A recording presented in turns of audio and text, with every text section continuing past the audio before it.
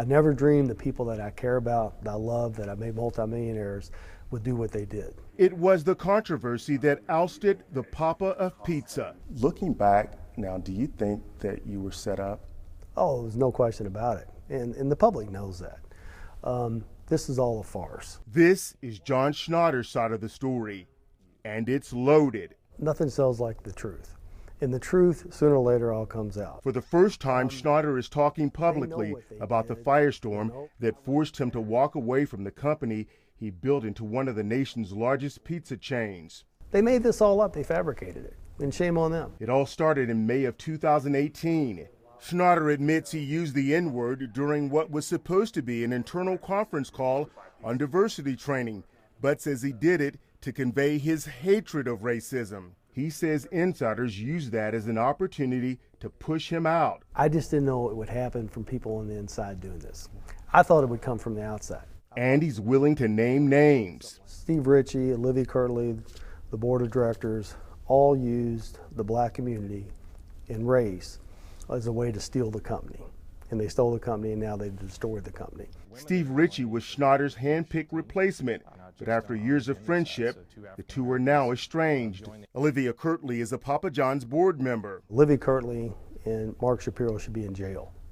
That's that bad. What they've done is just wrong, and they've hurt a lot of people. Ritchie resigned as CEO earlier this year, but Schnatter is still critical of his former protege's leadership. Everybody knows what that person's making. Everybody knows last year that Steve Ritchie got $6 million plus $2.8 million to leave and be quiet, and they got zero bonus. They all know that, and sooner or later, who wants to play that game? In February, banker Jeff Smith was named chairman of the board, and Schnatter says there's not a lot of common ground. The one thing he and I agree on is that Steve Ritchie is not a CEO.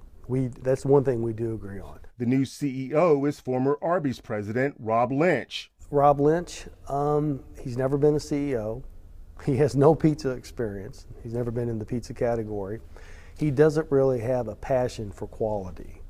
And probably most important, he doesn't have a passion for people. All changes, Schnatter says, sent his company into a downward spiral. They've hurt people that wake up every day and make this company great. I mean, it's a miserable place over there. I mean, they're losing all their good people. And the key to this business is good people. Has anybody specifically told you that within the company? What? That they're miserable? I've talked to every high-level executive that's left, or somebody close to me has talked to them. And we're talking a half a dozen executives. I mean, they've lost more executives in the last 12 months than I did in 10 years. And after years of touting better ingredients, better pizza, Schnatter says it's ultimately the customers who are left with a bad taste in their mouths. I've had over 40 pizzas in the last 30 days, and it's not the same pizza. It's not the same product. It just doesn't taste as good. The way they're making the pizza, the way they're putting the pizza together is just not fundamentally sound to what makes a Papa John's pizza a Papa John's pizza. It sounds like you're saying that it's taken a huge hit since your departure.